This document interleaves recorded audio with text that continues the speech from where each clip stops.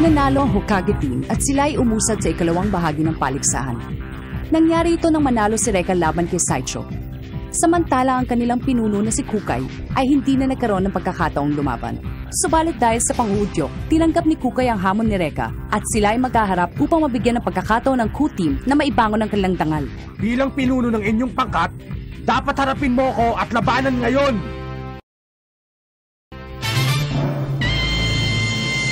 Ang pagpapalit anyo ng isang Buddha. Sandali lamang po. Panalo na ang Hokage team kung kaya't hindi ko mapapahintulutan ng isang laban dahil lamang sa kapritsyo ng isang kalaho. Ano bang problema? Kaming dalawa naman ang maglalaban, hindi kayo! Huwag niyong gawing parang wrestling sa telebisyon ng paligsahang ito. Hindi ako papayag! Hindi maaari! Ihahayag ko na ang nanalo. Sa taglay nilang 3 panalo at 1 tebla. Sandali lang! Pumapayag ako sa labang ito. Kaya lang ay sayang naman kung walang gantimpala silang paglalabanan. Ganito na lang. Ang mananalo sa labang ito ang uusad sa ikalawang yugto ng paligsahan. Kung gano'n ang gusto mong sabihin, mapapaliwala ang lahat ng pinaghirapan namin? Hindi ako makakapayag! Sayang naman yung labang pinapalalo ko! Anong panalo? Hindi ba tabla yung laban mo? Oo nga pala. Baka ipahamak na naman ni Rekka ang sarili niya. Huwag kang papayag, Rekka! Nanalo na tayo! Hindi lang ikaw ang may karapatang magdesisyon sa bagay nito!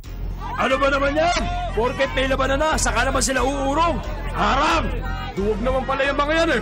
Siguro natatakot na kayo ng Hokage team! Masyado kasi kayong mayabang! Ayan tuloy! Umuwi na kayo! Wala naman kayong binatbat! Laban na! Kunlaban! Mga duwag! Ano ka mo? Sino tinatawag ng duwag? Patay na. Sige, pumapayag na ako sa kondisyon mo! Ituloy ang laban! Alam mo ba kung anong ginagawa mo, Rekka? Baka naman nakakalimutan mo na kung anong klaseng paligsahan ito. Pag natalo ka sa labang ito, hindi lang tayo mawawalan ng mahiwagang sandata at mabubuhay sa kahiyan. Pati ang kasama nating si Ana. Mapupunta siya sa kamay ni Ginoong Augustus Mori. Nilagay mo ang buhay niya sa panganib. Naiintindihan mo ba yon? Alam ko mangyayari kapag natalo ko. Maraming salamat, Ginoong Mori. Nailigtas mo ang 10 milyong itinaya ko sa pangkat ng Ku. Sigurado ako na hindi patatalo si Kukai sa isang uhuging bata lang. Hintayin muna nating matapos ang laban bago kayo magpasalamat. Masaya ang susunod na laban. Alam nyo naman kaligayahan ko ang mabigyan kayo ng kasiyahan.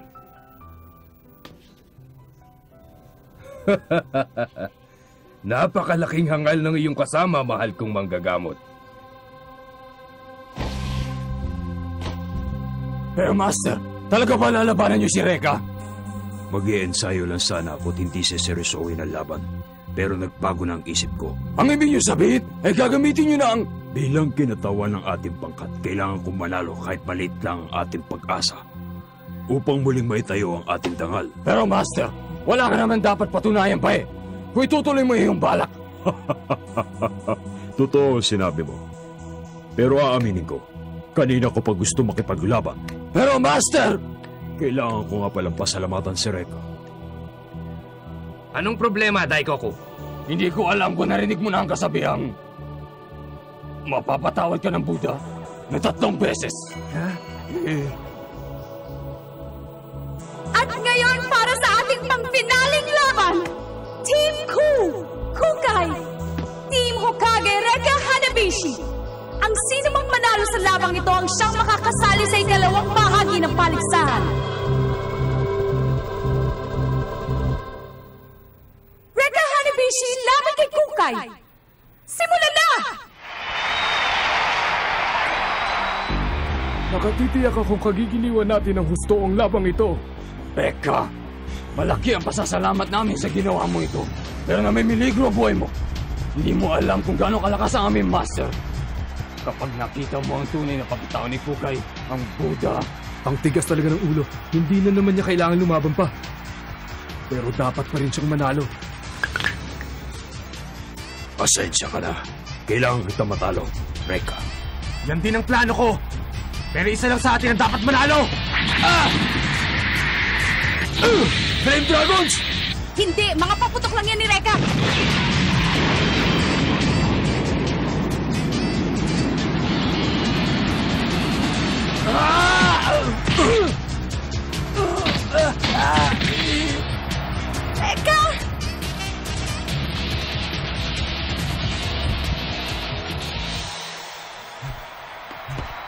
Aray ko po! Hindi ko naman talaga inaasahan na tatalabang paputok ko sa kanya eh.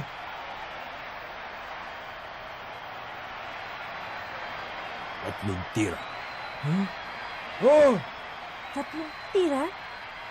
Maaari mo akong tirahin ng 3 beses, kahit na sa anong paraan mo gustong gawin.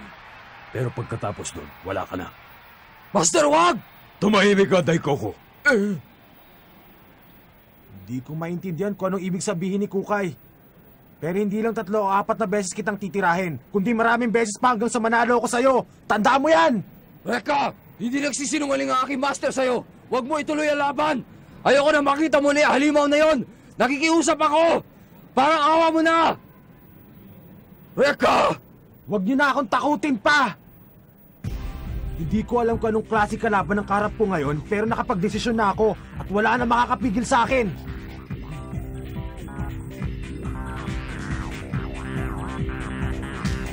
Umanda ka!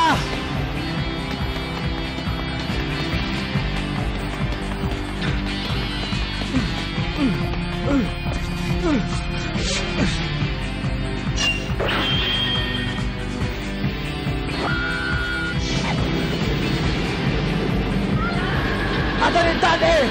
Fireball! Kahanga-hanga ang ginagawa ni Reka. Inuulit niya ang teknik na nagpatalo kay Saicho. Hindi niya. Iniwasan.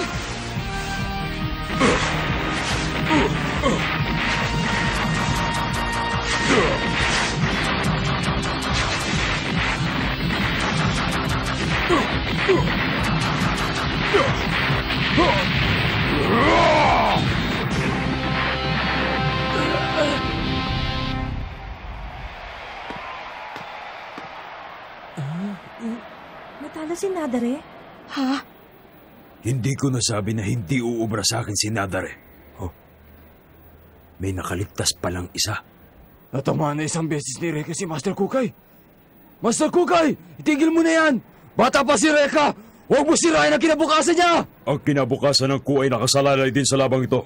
Kahit na mawalan pa siya ng kinabukasan dahil sa akin, hindi pa rin ako maaaring magpatalo. Pero Master... Ano ba yan? Puro daldal, laban ako laban! Tumigil ka na, Daikoko! Laban hanggang katapusan ng mangyayari dyan! Matirang matibay!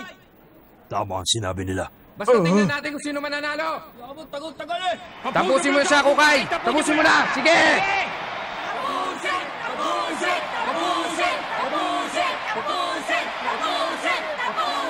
Bakit natatakot si Daikoku? Ano kayang mangyayari kay Kukay pagkatapos siyang tirahin ni Reka ng 3 beses? 3 beses? Paano kung taglay niyang... Ganon? Kung hindi uubra si Nadare sa'yo, saya! Mabagal!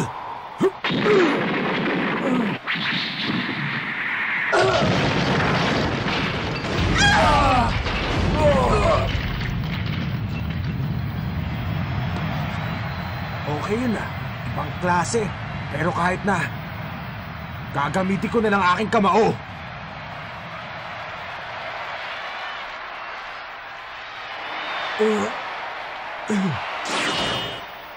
Huli ka ngayon! Huwag, Reka! Yeah! Dalawang tira! Ano ka ngayon?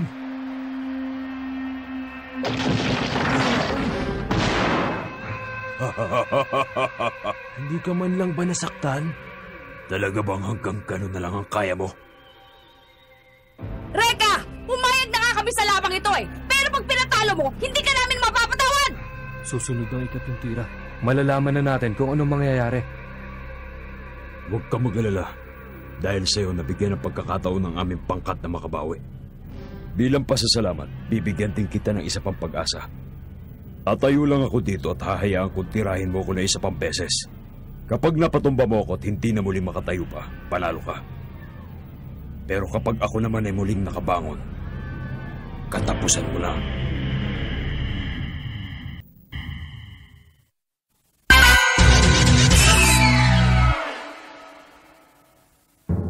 I won't move from this spot. I'll give you 1 shot, any way you want. And if you're lucky enough to knock me out, then you win. But if I have the strength to fight, then you're dead.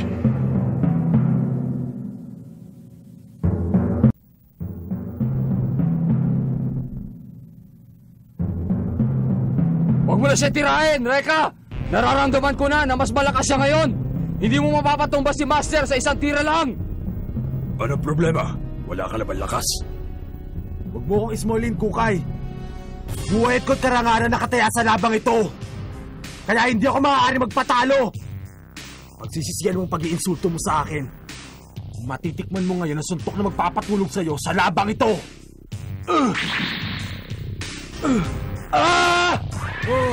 Tapos ka na!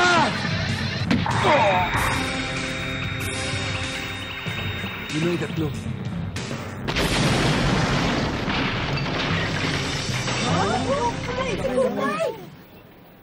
Ano ka ngayon?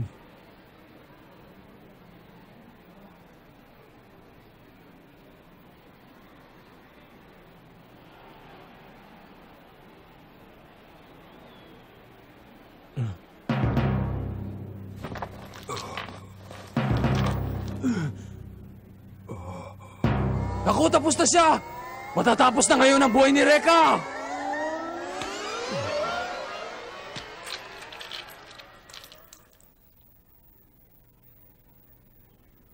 Nilagay mo na ba sa suntok na yun na lahat ng lakas mo?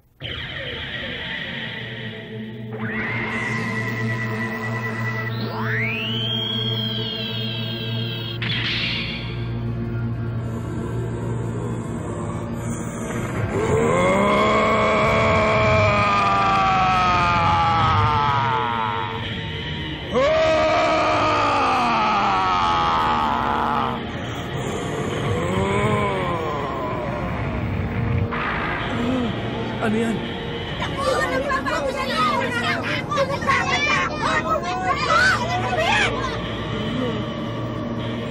Reka! Patatawarin ka ni Buddha na 3 beses! Taglay niya ang sandatang Oni. Ano po yun? Tumatalab lamang ang sandatang ito kapag natamaan ng 3 beses ang nagmamay-ari nito. Pagkatapos nun, nagbabagong kanyang anyo at nagiging isang mabangis na halimaw.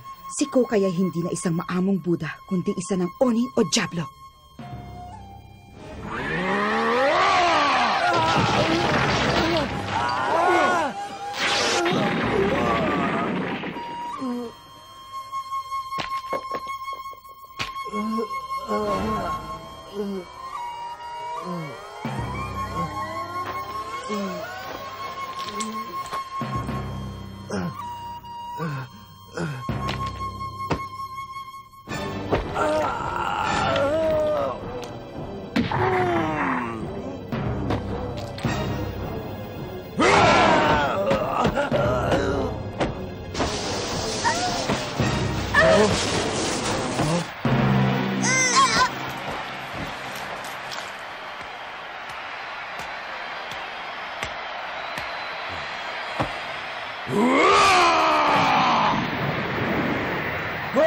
Iba na ang ugali niya!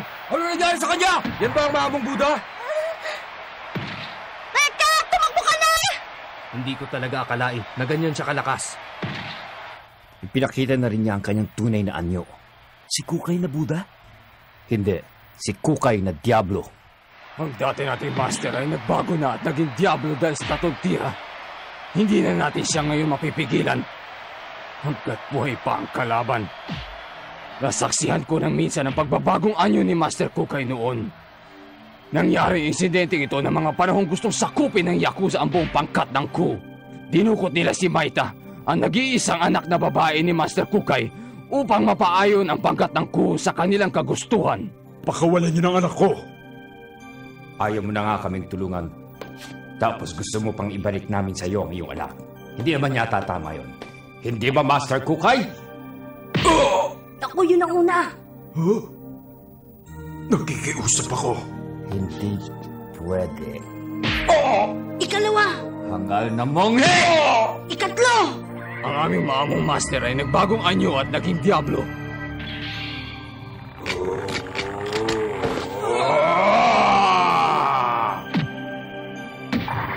Natapos ang kasaysayan ng Yakuza sa amin. That gang never bothered anyone else ever again. Lugar, dahil ang lahat ng mga kasama sa organisasyong ito ay napatay ng ating master sa kanyang diablong kaanyuan. Sa ganung anyo, nakakatakot kalaban si Kukay. Yan ang mahiwagang Oni. Hindi lamang lumalaki at nagbabago ang kanyang pangangatawan. Nadadagdagan din ang kanyang kapangyarihan. Halos wala na itong katumbas pag nagpalit siya mula sa pagiging Buddha hanggang sa maging isang Diablo. Pupusta ko. Hindi magtatagal si Rekka sa labang ito. Pag natalo ko, pwede mo nang gawin kahit ano. Talaga, pag nanalo ako, pwede na kitang ikain sa labas. Mahiya ka naman, ano? Umasa ka talaga na matatalo mo ko, Rekka, hindi ba? Balik ka. Masyado ka kasi mapagbigay. Tumayo ka dyan!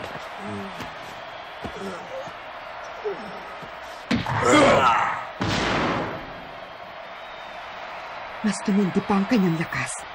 Malayo na sa lakas ng kanyang mga kasama.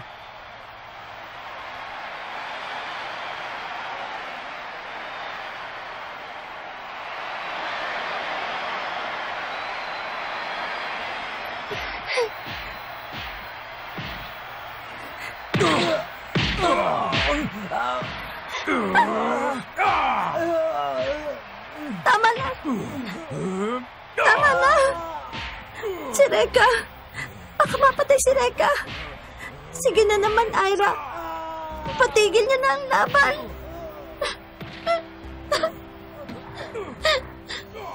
Pero kung susuko natin ang laban, ano naman ang mangyayari sa'yo, Ana? Kaya hindi siya maaaring matalo.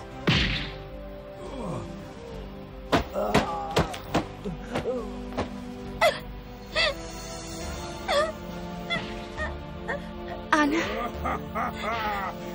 Miss Kagero! Anong gagawin ko? Naghihirap ngayon ng taong nagtatanggol sa akin. Anong maaari kong gawin para sa kanya? Magtiwala ka Magtiwala? sa anak mo.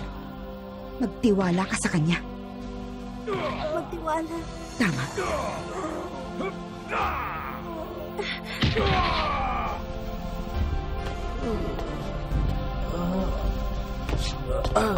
Tingnan mo siya.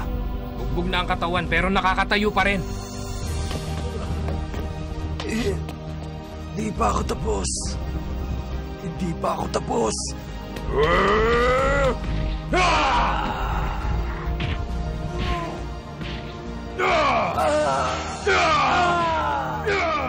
Anong nangyayari? Mabuti naman at gising ka na, Saicho. Ano nangyari to? Bakit tayo lumalaban sa ikalimang round? Napawalang bisa ang mga naunang laban. Ang mananalo sa labang ito ang siyang uusan sa ikalawang bahagi ng paligsahan. Hindi pwede. Hindi papayag si Master Kukay sa mga ganong kondisyon. Ha? Ang Diablo. Tumalab na ang kanyang mahiwagang sandatang Oni. Wala nang makakapigil pa sa kanya ngayon. Paano napapayag si Master? Naniniwala ako na lahat ng tao ay may pagnanasang maipakita ang kanyang kapangyarihan at lakas. Maging ang ating maamong guro ay may pagnanasang ganito sa kanyang kalooban. Hindi! Minamiyo! Ang paliksahang ito ay isa lamang paraan upang maipakita ang lakas ng isang tao. Did you hear what he's... Sa pagkakataong to, umayon ako sa sinabi mo, Minamiyo. Ang paligsahan ding ito ay hindi isang laro lamang. Kundi laban hanggang kamatayan!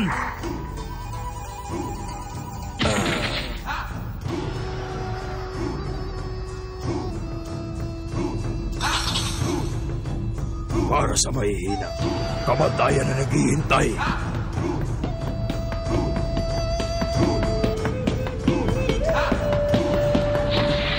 Tapos ka na!